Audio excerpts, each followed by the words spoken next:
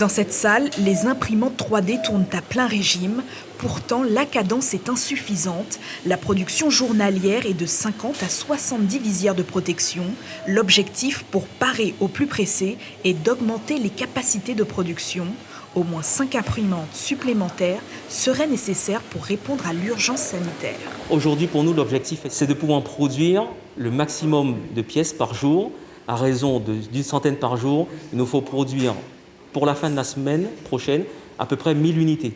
Ça veut dire que dès lundi prochain, c'est commandé 3 à 4 machines supplémentaires, d'une part, mais également de pouvoir faire l'appel au niveau du territoire, tous ceux qui ont des imprimantes 3D, entreprises ou individuelles, se rapprocher de nous pour qu'on puisse mettre en place un réseau et mailler le territoire en termes de production.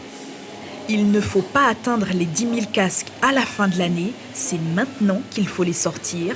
Les personnels soignants, les caissières, les commerçants, bon nombre de professions qui s'exposent en première ligne face au virus, manquent cruellement de protection.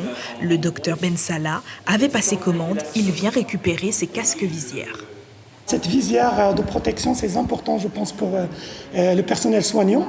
Ça permet de limiter c'est-à-dire le risque d'infection et en même temps, ça permet au personnel soignant de travailler dans des conditions convenables et que surtout le personnel soignant ne tombe pas malade et reste au service de la population.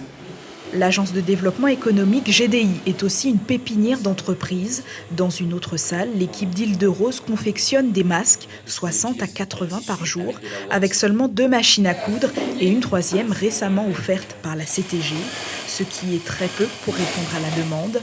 Un masque réglementé par la FNORD, l'agence française des normes, car elle contient du molleton indispensable pour avoir plusieurs couches barrières contre le virus.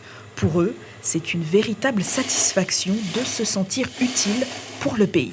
Content de pouvoir aider la population à se protéger avec les matériaux qu'on a sur place.